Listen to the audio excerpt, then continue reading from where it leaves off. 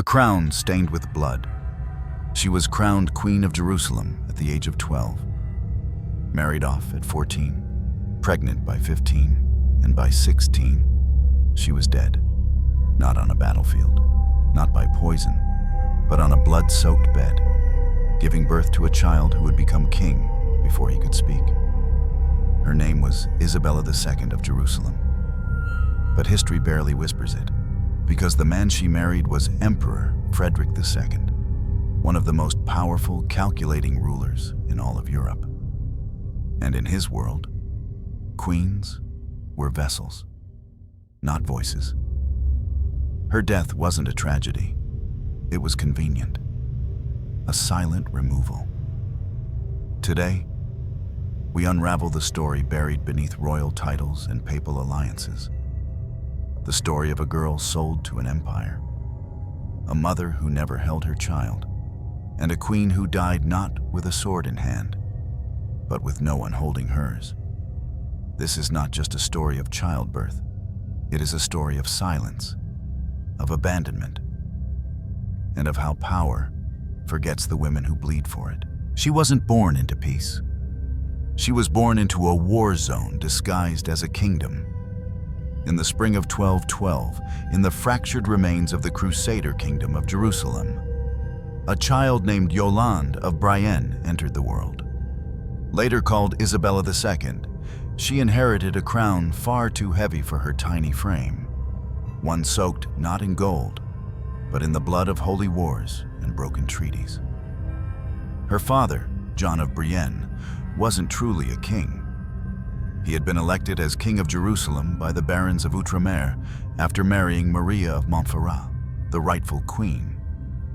But Maria died giving birth to Yolande, leaving the crown not to her husband, but to her newborn daughter.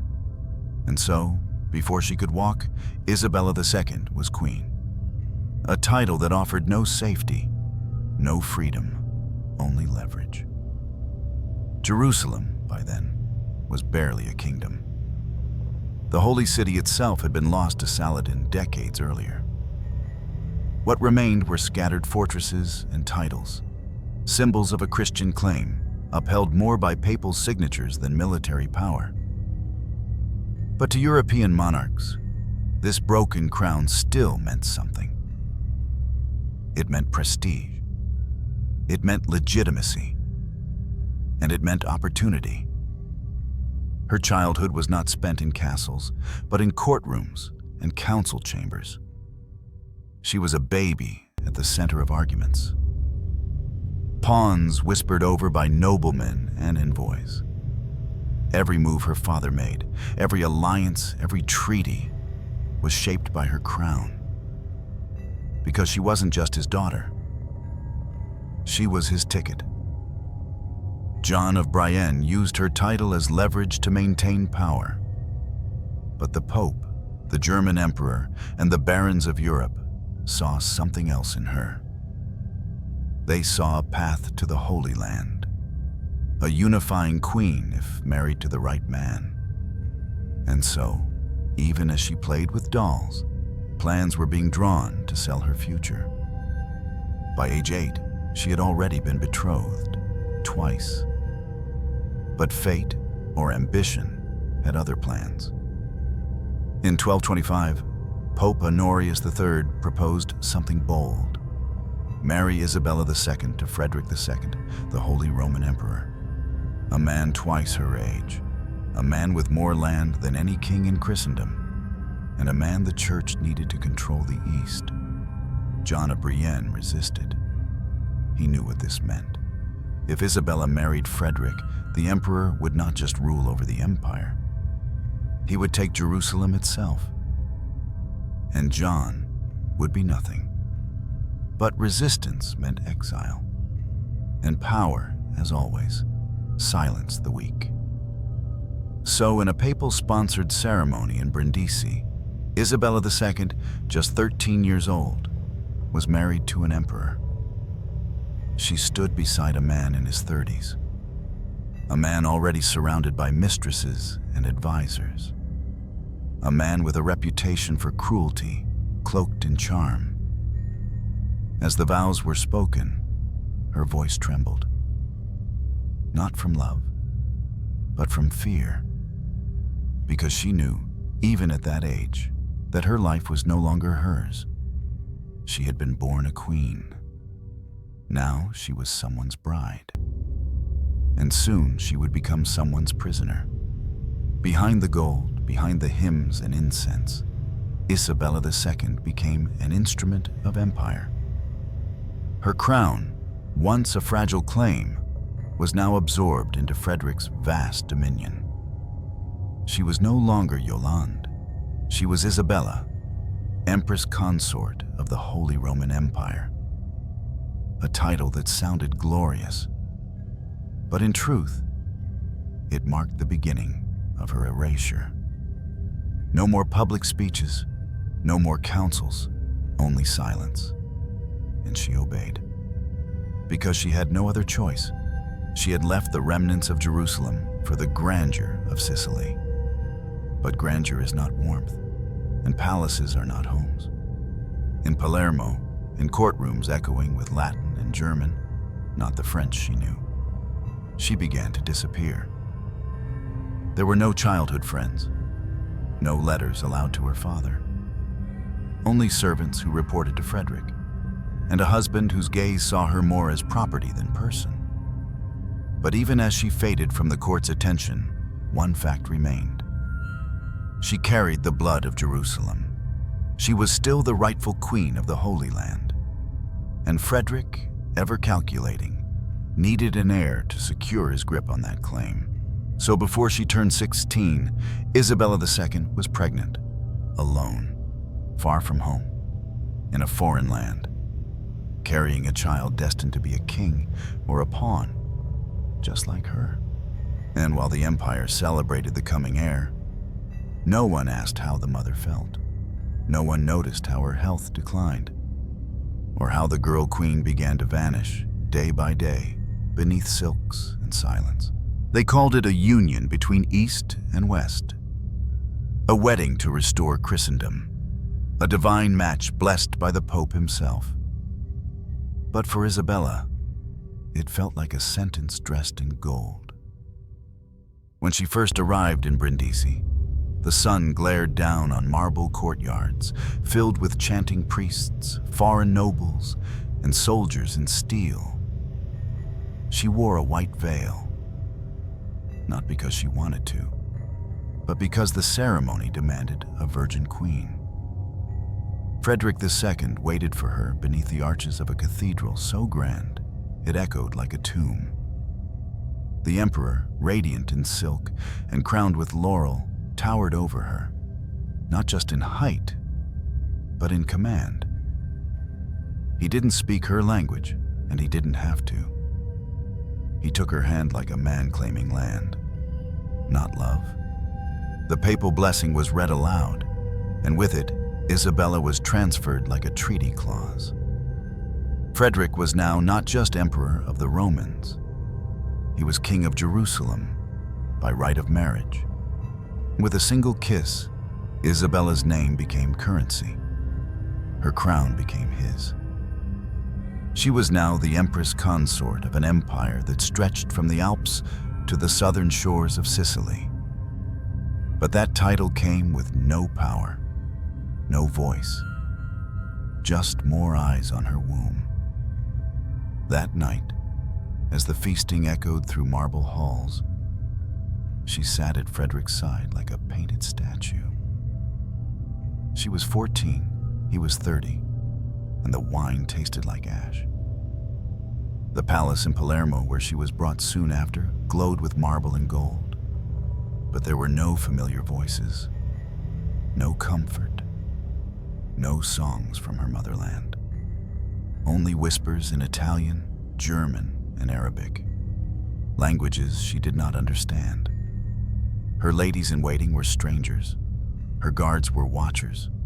Her husband was often absent, ruling, hunting, bedding concubines.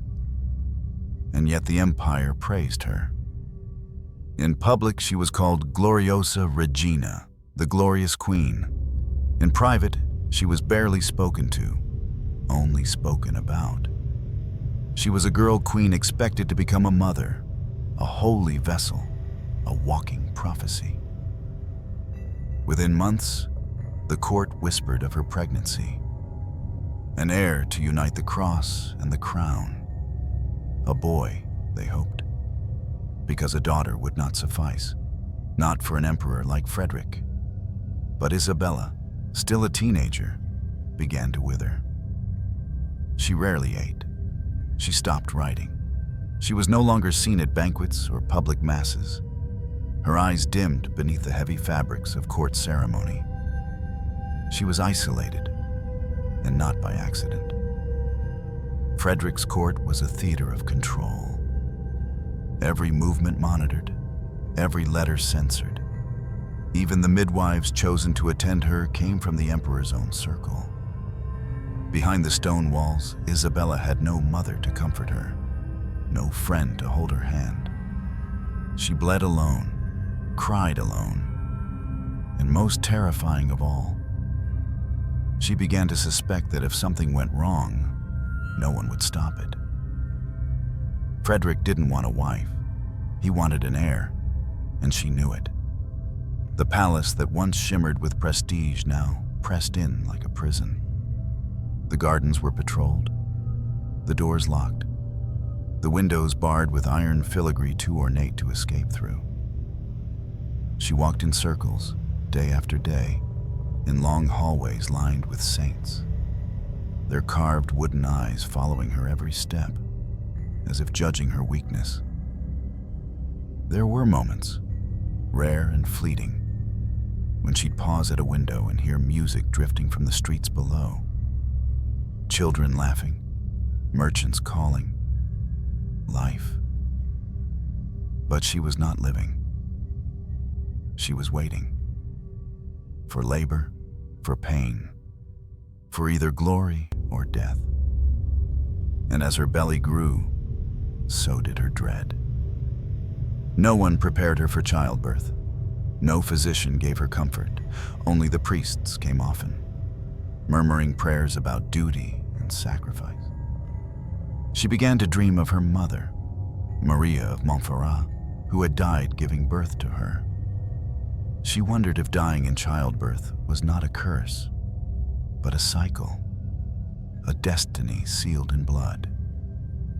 Each night, the palace echoed with the chirping of crickets outside and the sound of Isabella whispering to herself.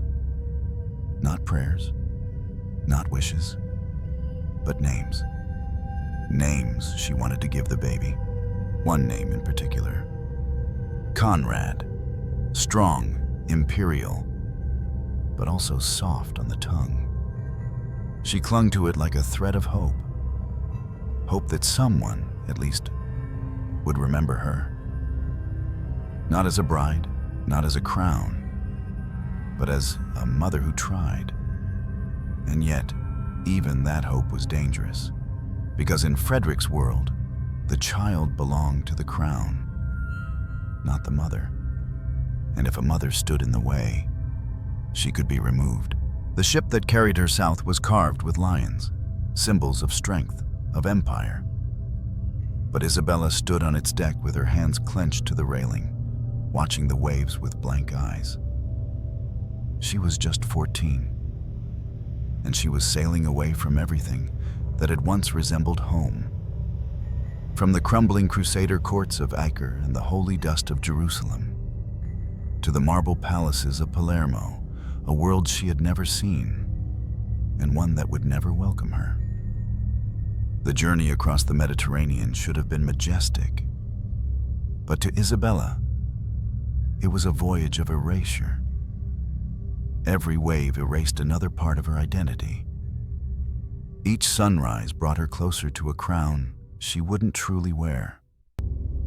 She had been promised luxury, power, a place beside the most powerful man in Christendom. Instead, she found herself escorted, not welcomed. No banners with her name, no music for her arrival, just soldiers. Silence, and a palace gate that closed behind her like the lid of a tomb. Palermo was a city of contradictions, lush gardens blooming in salt air, cathedrals cast in golden light, and yet the palace itself, cold. Inside Frederick's court was a mosaic of languages and ambition. Arab scribes, Sicilian warriors, Latin theologians. But not one soul she knew. No one from her homeland had been allowed to accompany her. Not even the nurse who once combed her hair at night. Not even the priest who taught her prayers. It was intentional. Frederick didn't just want her body. He wanted her emptied, stripped of loyalty, of memory, of resistance. And so, her world became one of performance.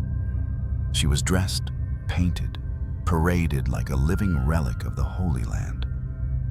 They made her wear embroidered gowns with gold thread. They braided her hair in the imperial style.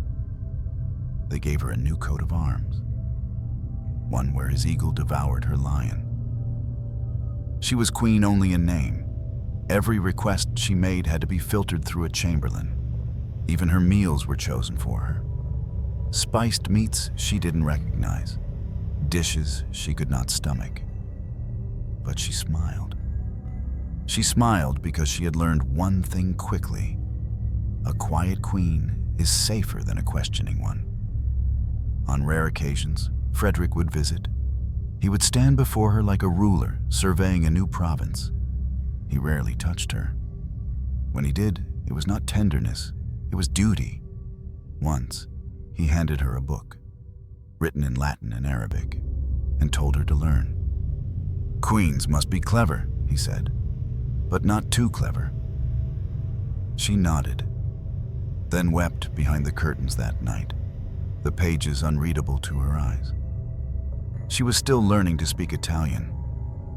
She missed the sound of French lullabies, missed the stone steps of Acre, missed herself. At times, she wandered the gardens alone, accompanied by 2 guards who never spoke. She would walk in silence beside fountains carved with cherubs, and wonder if they too had been trapped there forever. In one corner of the courtyard, she found an orange tree, twisted, dark, heavy with fruit. Its roots cracked the marble tiles as if trying to escape. She sat beneath it often, and in those moments, brief as breath, she allowed herself to dream. She imagined being back in Jerusalem, barefoot on stone, chasing doves. She imagined her mother alive.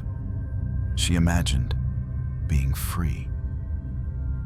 But freedom was dangerous, and even dreams, she learned, could betray her. One morning, after a servant found her humming a song from her childhood, that servant was dismissed. No explanation. The next day, 2 more were replaced, and then the orange tree was cut down. Too old, they told her, too sick. But she knew. It wasn't the tree. It was the memory. She was being erased, piece by piece. What she loved was being removed. What she remembered was being silenced. And soon, even her body was no longer hers. When her pregnancy began to show, the palace changed. She was no longer the girl queen. She was now the vessel. Every step watched, every symptom recorded, every moment of discomfort treated as an obstacle, not a concern. She began to ache at night. Her ankles swelled. She couldn't sleep. Her back burned. Her hands trembled. Her voice, once gentle, began to disappear. But no physician offered comfort.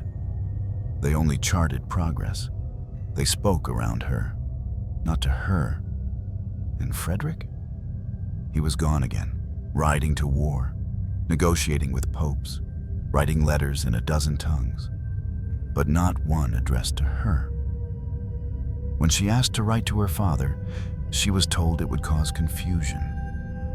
When she asked for a priest from her homeland, she was told it would be seen as disloyal. And when she asked, finally, softly, if she would survive the birth, no one answered. The midwives bowed their heads.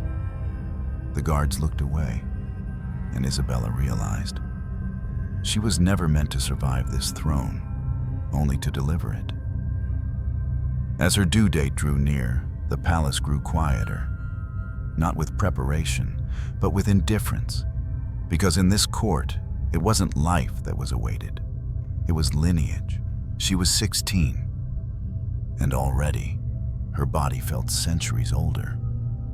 By the final months of pregnancy, Isabella no longer walked the gardens. She wasn't permitted to. The guards outside her door changed shifts in silence, but they never left. Not even for an hour. She was watched like a relic, too sacred to be touched, too fragile to be trusted. Inside her chamber, the air had changed. Gone was the scent of orange blossoms and warm beeswax. Now, it was heavy with iron and linen, with a faint smell of oil and vinegar, the tools of preparation. Not for celebration, but for childbirth. The midwives came in shifts, measuring her belly, whispering among themselves in dialects she couldn't understand. They never met her eyes. When she asked if the baby was healthy, no one replied.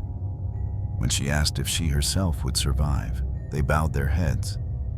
Even now, no one told her the truth, that her narrow hips, her tender age, her pale lips, and thin wrists meant she was in grave danger. But Frederick already had what he wanted. The seed was sown, the crown passed on. And Isabella? She was no longer essential. He didn't return to Palermo, didn't send letters, didn't inquire about her condition. And so, her days passed in silence. She sat by the window but didn't look out. She lay in bed but didn't sleep. She breathed, but only just. Each morning, her limbs ached more. Each night, her dreams slipped further from memory. There was a coldness in her lower back that wouldn't go away, a cramping that came and went in waves. And once, while kneeling in prayer, she collapsed, too weak to finish the Ave Maria on her lips. No physician came, only the head midwife, who dabbed her forehead with water and murmured, "The child comes soon." Not, "You will be okay." Not, "We are ready." Just, "The child comes soon." And then the preparations began. The room was stripped of tapestries. Buckets were placed in corners. Linen cloths stacked beside knives, thread, and iron shears. The walls seemed to draw closer. 2 nuns arrived, not to pray, but to witness. Because royal births were not private. They were political events. And in this empire, a mother's dignity was secondary to a prince's first breath. One night, as the winds howled through the stone corridors, Isabella asked a servant girl, a young thing from Naples with gentle eyes, "Will it hurt?" The girl didn't answer. Instead, she handed her a cloth doll. A doll. For a queen. Isabella held it to her chest that night. Not because she needed comfort, but because it was the last thing soft she had touched in weeks. She pressed her face into the fabric and tried to remember her mother's scent. But the memory had faded, and so had her name. No one in the palace called her Yolande anymore. That name, the name her mother gave her, was gone. She was Her Majesty, the Empress, the vessel. And vessels don't scream, they don't weep, they just break. As her labor pains began, sharp and sudden like blades to the spine, the room flooded with people. Hands lifted her legs, fingers pressed into her belly. Oil was poured. Sheets were soaked. And she, the girl queen, began to die. The pain came in waves, crashing through her ribs and into her spine. She cried out, but her voice was swallowed by stone. There was no hand to hold, no lips whispering prayers, only the snapping commands of the midwife, the muttered Latin of the priest, and the relentless tearing inside her. Hours passed, then more. She bled, then bled again. The child was too large, the opening too small. Her body shook, her lips turned blue. She vomited between screams. Still, they pressed her onward. "Push, Your Majesty. Push, or he will die." But what about her? No one asked if she wanted to go on. No one offered mercy. Just more linen, more water, more blood. And then at last, after what felt like eternity, a cry. A baby's first gasp, raw and wet. They held him up, declared him a boy, called him Conrad, and took him away. Isabella didn't get to hold him, didn't get to see his face, didn't even hear his cry clearly. Because by then, she was slipping, her vision blurred, her fingertips went numb. She opened her mouth to speak, but her tongue wouldn't move.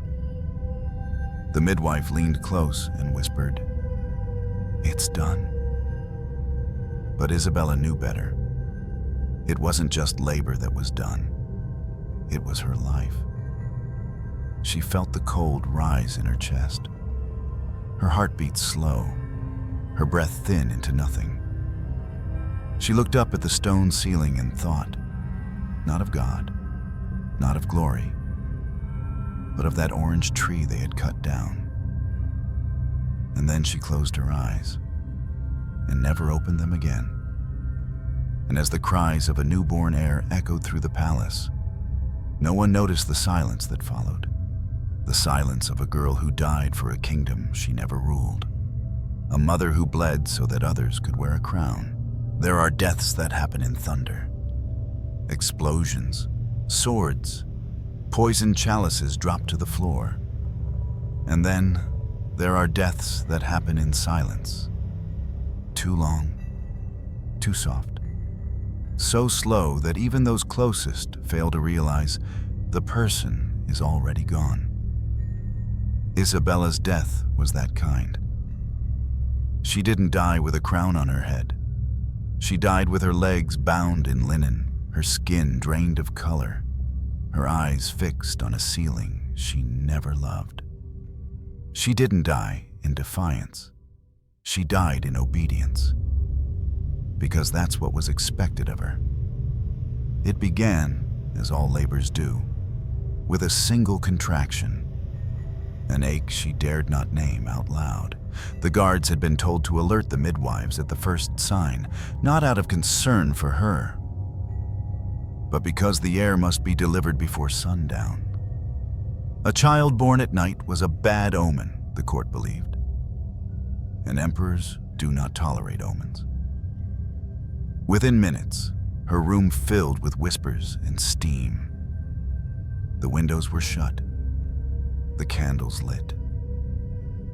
The stone walls began to sweat from the heat of boiling water and panicked breath. But Isabella, she was quiet. Her first scream came only when the pain pierced her back like a hot rod, radiating through her pelvis like fire under ice. She clawed at the sheets. No one held her hand. Instead, the midwife forced a cloth between her teeth. "Do not bite your tongue," the woman hissed, "but do not scream." Why? Because outside the door, witnesses were listening, and a queen in agony made for poor legend. She bit down, and blood filled her mouth. Her hands reached out, blindly, for something to anchor her. a sleeve, a wrist, a prayer, anything. But there was only stone, only heat, only eyes that refused to meet hers. Her body convulsed. The baby wouldn't come. He was turned, twisted, stuck. And so they pushed, pressed, pulled. With each contraction, her body opened more than it should, and something inside her began to tear. The room grew thick with the scent of sweat, blood, and salt. The kind of scent that clings to iron. She begged them to stop, but her voice was too hoarse to hear. They thought she had fainted, so they continued. By the time the child emerged, limp, silent, blue, they slapped him until he cried, then bundled him away. A nurse cut the cord. Another called for the scribe to document his name. Conrad. No one documented her name. No one looked at her face. Her body had stopped moving. And yet, she wasn't dead. Not yet. She hovered in a place between breath and burial. Her skin pale as wax, her hair soaked in sweat, her lips slightly parted. The priest whispered last rites, not because they were ready to let her go, but because they didn't know if she had gone already. One servant, too young to understand death, lit a candle and placed it beside her bed.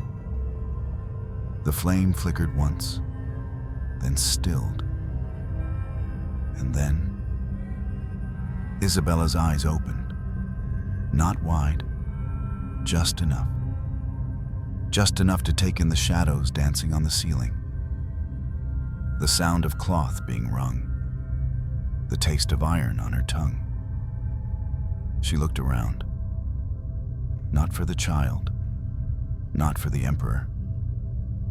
She looked for someone to tell her she mattered, that her suffering had meaning, that she was more than a womb. But there was no one left. Her scream, the one she couldn't release, remained lodged in her throat. It burned, it seared, and when her body gave out, it escaped not through sound, but through silence.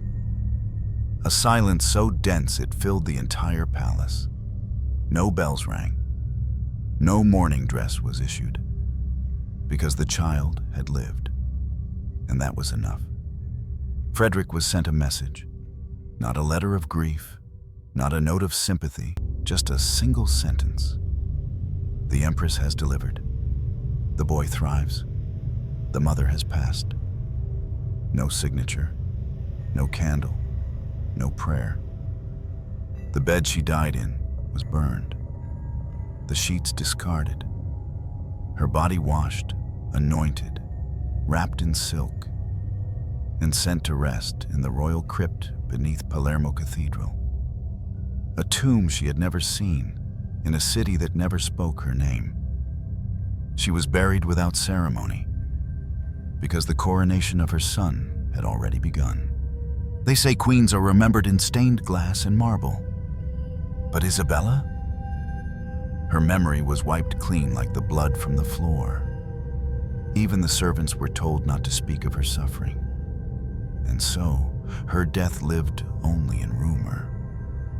In the haunted looks of the midwives, in the shaking hands of the girl who found her cold. Her scream, that final, unspoken scream, still lingers in the corridors of Palermo. Some say, if you walk those halls at dusk, you can hear footsteps. Then silence. Then the rustle of linen, and a breath that never finishes. That is her echo, the sound of a queen who died screaming, but left no sound. And while her tomb was sealed beneath stone and ceremony, her child, Conrad, was placed on a throne, a motherless boy in a palace of politics. And though he wore her crown, he would never know her name. He was born in blood, not baptized in warm water, but in the warm silence left behind by a girl who never got to say goodbye. Conrad. The name rang through the palace halls like a bell meant to drown out sorrow. Conrad of Jerusalem. Conrad of Sicily. Conrad, son of the emperor. His arrival was announced with trumpets. His mother's death was announced with a whisper. He was wrapped in silk, kissed by priests, and placed into the arms of women who had never known love for his mother. They called him a gift from God. But to the world around him, he was something far more valuable. A symbol, a living heir to unite the Crusader East with the Imperial West. A tiny body meant to hold the weight of kingdoms. But even symbols feel cold at night. There was no mourning for Isabella in Frederick's court. No 10-day fast. No draped walls in black. The emperor sent no message of grief, only orders. The child was to be watched closely, nourished, named, claimed. He would never see his mother's face, would never hear her voice. The only memory he would have of her was the tomb below Palermo, and even that, eventually, would be locked, silent, and forgotten. The wet nurse who held him first said he trembled, not from illness, but from something deeper. Some claimed it was the chill of the marble room. Others whispered it was the shadow of a death too great for a cradle to contain. Frederick II arrived months later.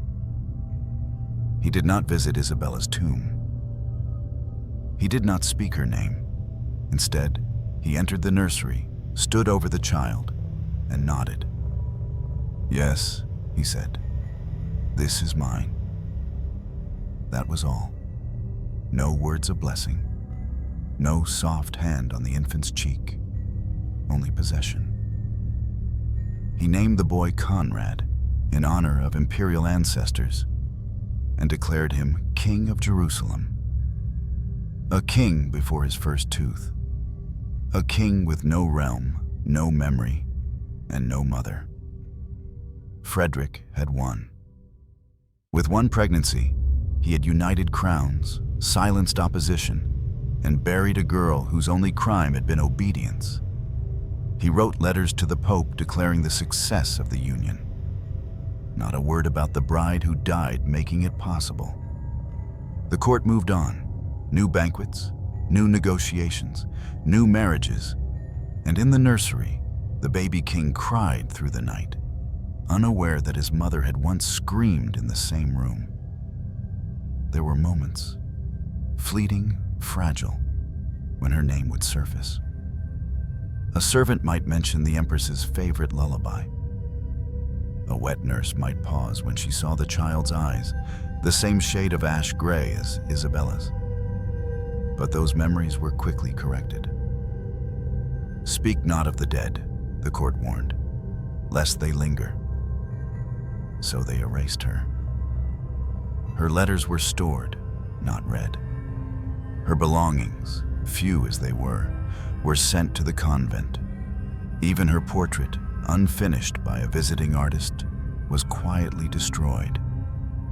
It was said that Frederick wanted no memory of her presence, because memories, unlike bodies, could still speak.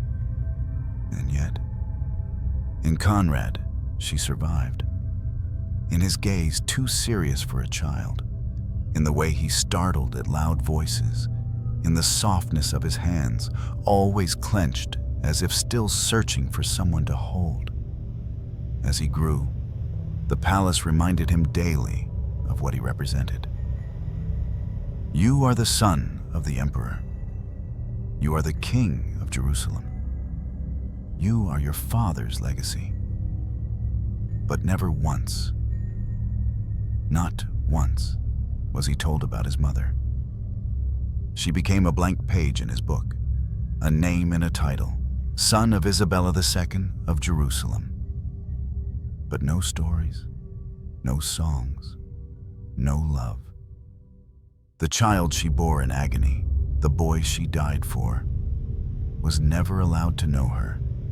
And perhaps that was the greatest violence of all. Not the pain, not the blood, but the forgetting. To die is one thing. To be erased is another kind of death. In the cathedral below, her tomb remained. Carved in Latin, dignified, elegant, but alone. No fresh flowers, no candles, only dust. It's said that once, when Conrad was 5, he wandered into the cathedral. He stood at the base of a marble slab and asked the monk beside him, "Who is she?" The monk paused, swallowed, and then lied. "A noble woman, long ago." The boy blinked, nodded, walked away, and never asked again.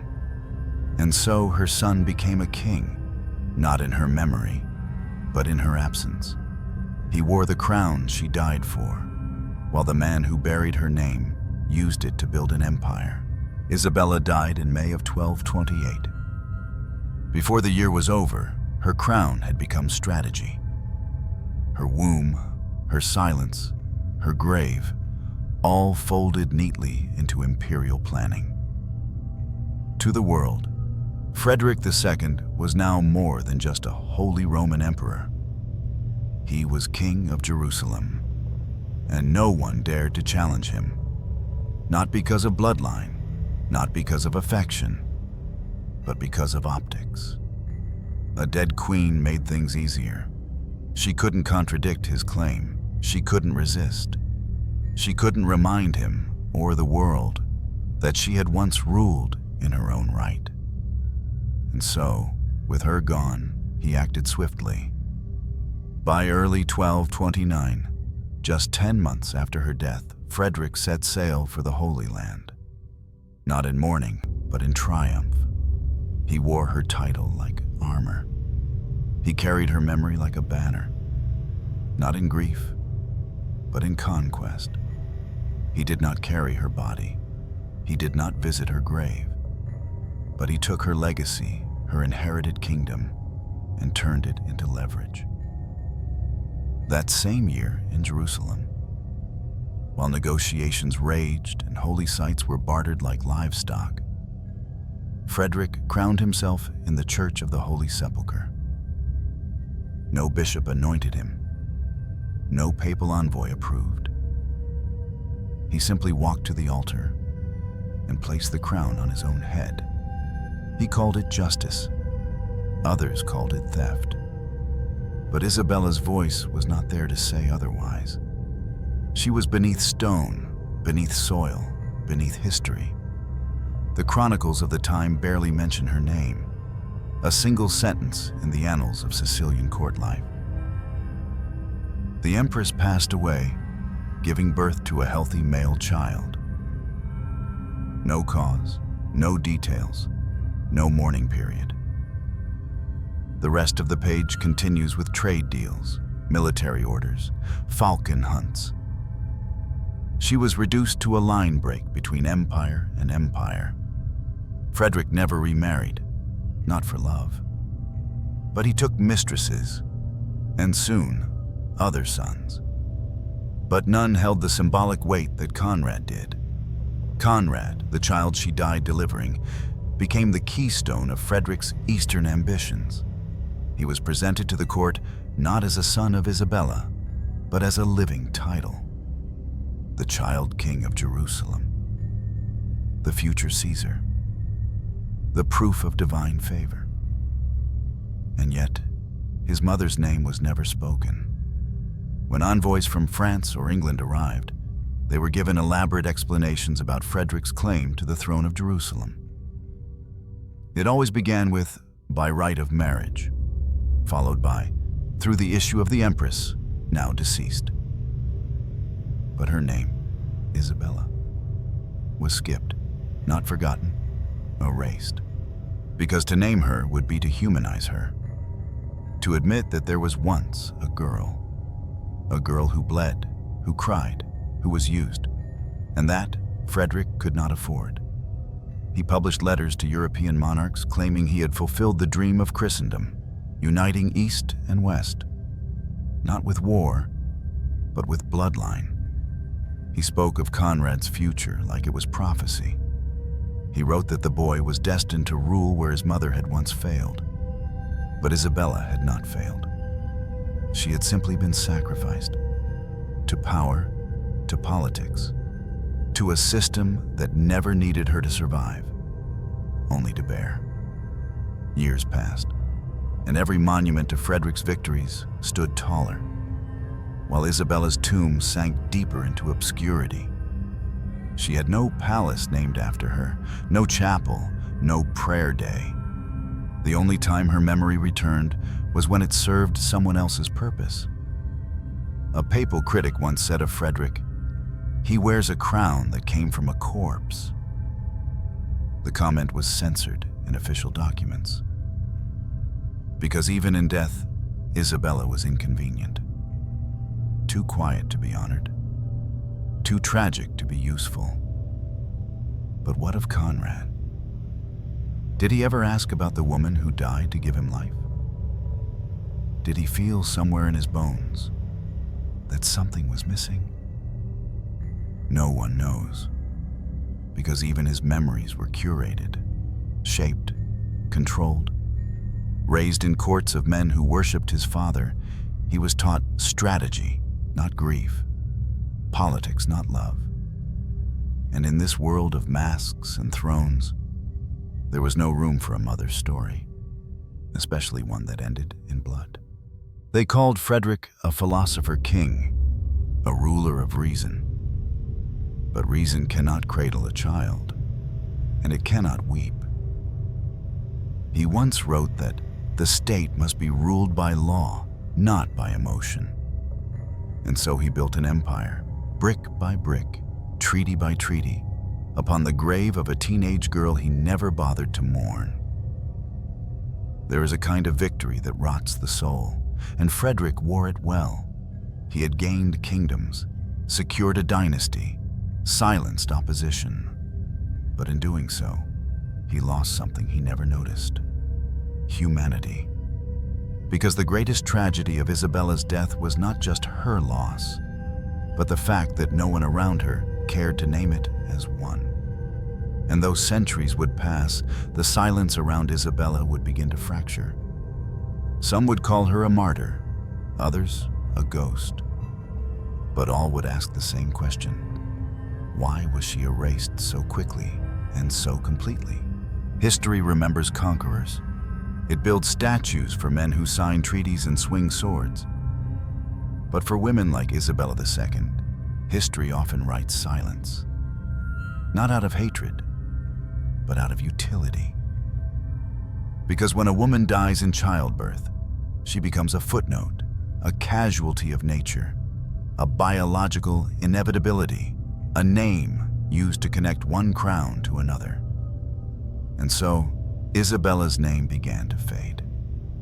Not from lack of importance, but because those in power had already used it. She was Queen of Jerusalem by right, a bloodline tracing back to Baldwin II and the Montferrat dynasty. Her mother, Maria of Montferrat, had ruled before her. Her grandmother, Isabella I, had worn the same crown. But after her death, her name vanished from royal decrees. Not even the courts of Acre or Tyre mentioned mourning. No tribute, no official day of remembrance. Her husband had claimed her title. Her son had inherited her throne. And she had no place left. Even in the Liber Augustalis, the legal code Frederick issued to define imperial power, there is no reference to the woman who had linked his empire to the East. He spoke of divine authority, of God-given rule, but he never mentioned the woman who gave birth to his legitimacy. Chronicles written by monks in Palermo mentioned her briefly. The empress passed after delivering the young prince Conrad, who was anointed and declared heir to the throne. That was all. No mention of her age, No cause of death, no grief. The rest of the page was filled with records of rainfall and harvest yields, as if her passing were less important than the wheat. And yet, her absence says more than her presence ever did, because silence is not forgetfulness. Silence is erasure, and erasure is often deliberate. Some historians argue it was political, that Isabella's early death made her irrelevant to later court matters, that chroniclers focused on Frederick and Conrad out of necessity, but others see something deeper. A pattern, a history of queens, especially young ones, being remembered only for their wombs and not their will. Women who bled for kingdoms, but were never called builders of them. Centuries later, when scholars began to revisit the Crusader states, Isabella's name appeared again, but in fragments, in genealogies, in footnotes, in debates about succession. She was described as daughter of John of Brienne and wife of Frederick II. Never as herself. Even modern textbooks often reduce her to the mother of Conrad IV. And yet, she was queen at birth. Crowned before she could speak. Sent across continents, married to an emperor, died in childbirth at 16. That is not a footnote. That is a tragedy. And tragedies deserve remembrance. In 20th century scholarship, a few voices began to rise. French historian Jean Richard wrote that Isabella's life was a striking example of how the female body became a bridge between power systems.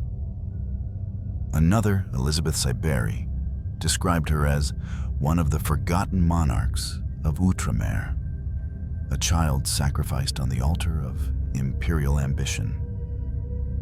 But even these acknowledgments remain rare, because Isabella left no writings, no speeches, no army, no rebellion, only a grave.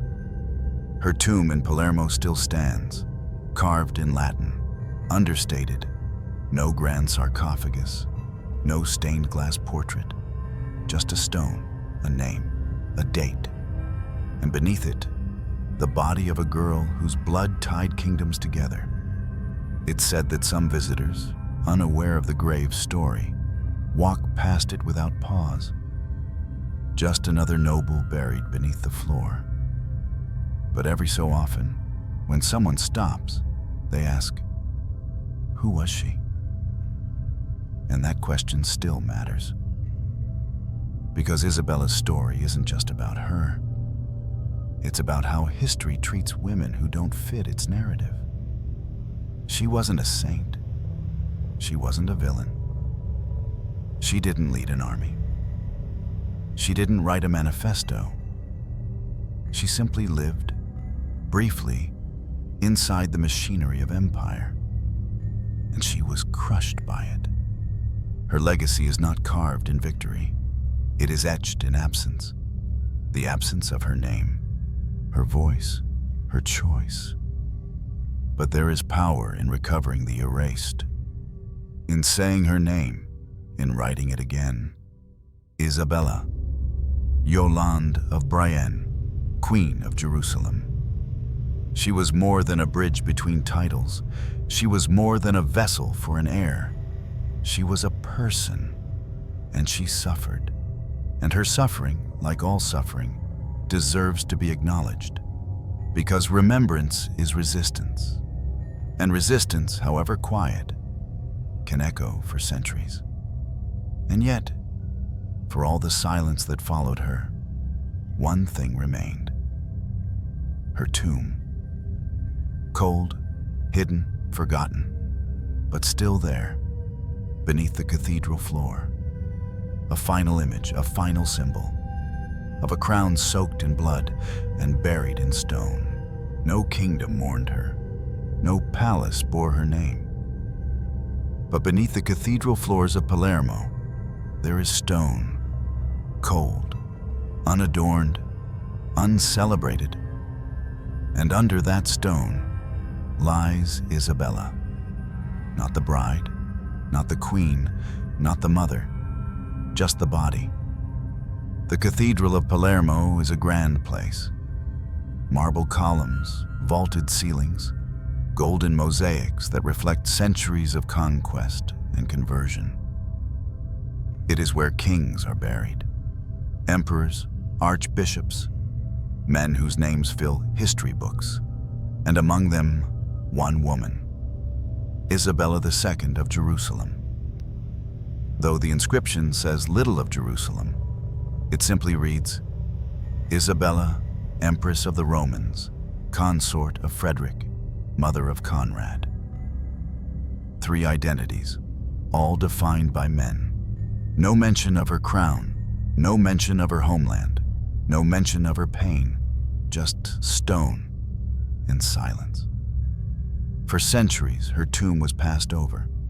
Tourists came for Frederick's resting place, for the Romanesque arches, for the golden sarcophagi of emperors wrapped in red porphyry. Isabella's grave, by contrast, is modest, low, near the side chapels, far from glory, as if they buried her not just beneath the church, but beneath memory. No statue marks her face, no relic of her hand. Even the portrait once commissioned, unfinished before her death, was lost to time. There are no records of a funeral, no procession, no crown laid upon her coffin, only rumors that her body was pale and cold before the sun rose, that the linen sheets stuck to her skin, that a candle burned too low and set nothing alight. But those are just whispers.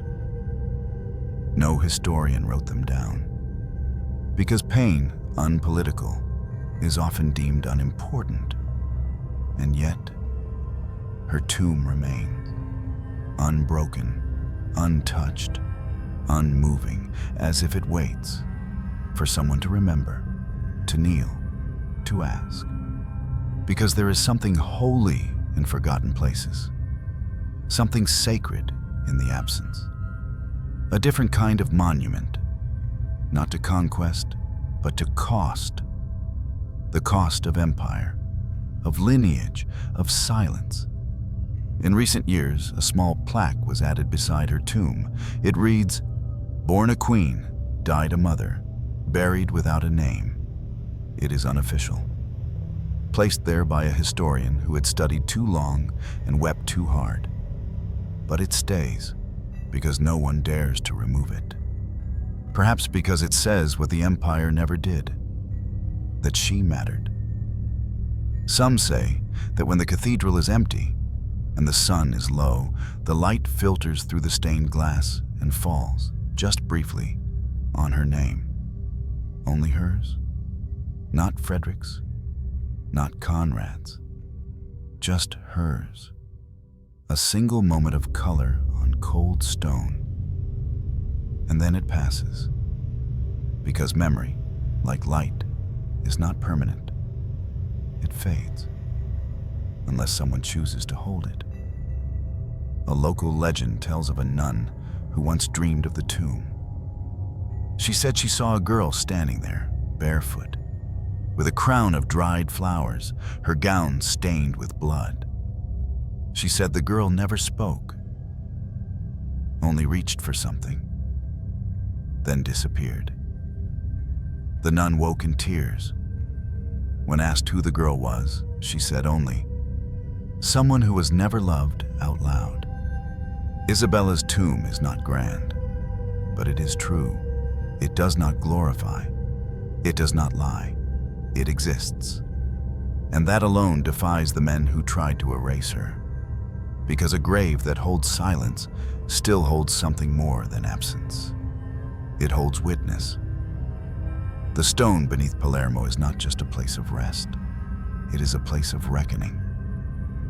A reminder that even in gold cathedrals, there are shadows. And beneath those shadows, there are names that once screamed and were never heard. But stone remembers, even when men do not. And one day when someone asks again, "Who is buried here?"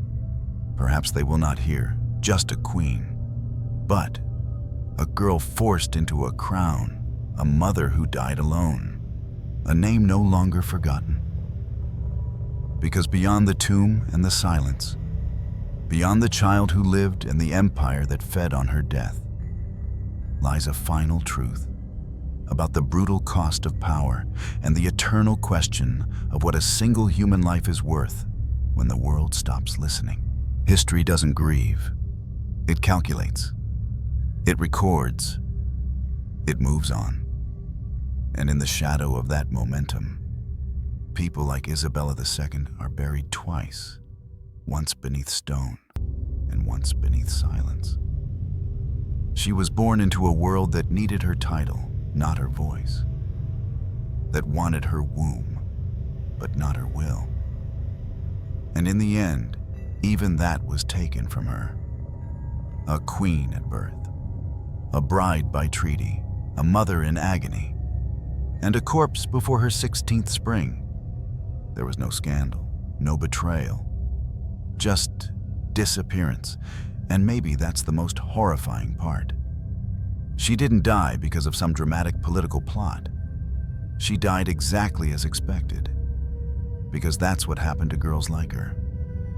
There is something profoundly cruel in the way history handles women like Isabella. Not with knives, but with neglect. She wasn't punished for rebellion. She wasn't executed for treason.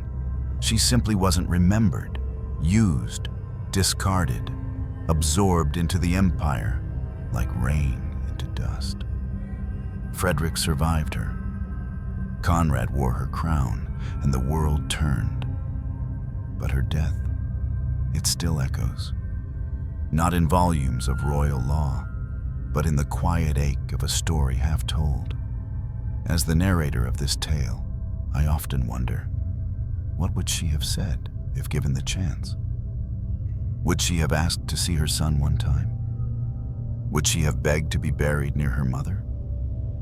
Would she have dared to speak her own name, Yolande, before it was replaced forever by titles chosen by men?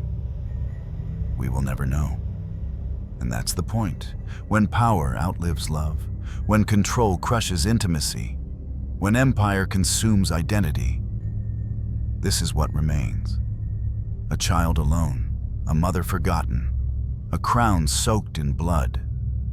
And yet, she is not truly gone, because we remember her now, and in doing so, we disobey the silence. We speak her name. We trace her story. We look into the dark corners of history and say, this mattered. She mattered. Isabella of Jerusalem, Yolande of Brienne, the queen who was crowned too young, married too fast, and buried too soon. In a world ruled by power, she was born love-starved. In a world obsessed with legacy, she left no letters. In a world built by names, hers was never meant to last. But stories, when told right, do not need royal permission. They need honesty. They need tenderness. They need us to stop and listen. And maybe that's why I chose to tell this story. Not because Isabella changed the world, but because the world changed her without ever stopping to ask who she was. Because too often, history is written by those who survive and shaped by those who never had to scream through linen in a locked room. But if we tell these stories, if we say the names that have been buried, if we pull the forgotten into the light, even for a moment, then we are resisting, we are remembering, and we are doing what power never does, caring. So if you take nothing else from this story, take this, that behind every empire is a grave, and behind every crown, there is someone, somewhere, who paid the price for it with their body, their voice, and their life. Isabella paid that price. She did not get a throne. She did not get a love story. She did not get a legacy. But she gets this, a story, a name, a moment where someone finally looked back and whispered, "You were real, and you deserved more." A candle flickers. The sound of soft breathing fades into silence. A name appears on screen. Isabella II of Jerusalem, 1212 to 1228. Queen, mother, forgotten, remembered.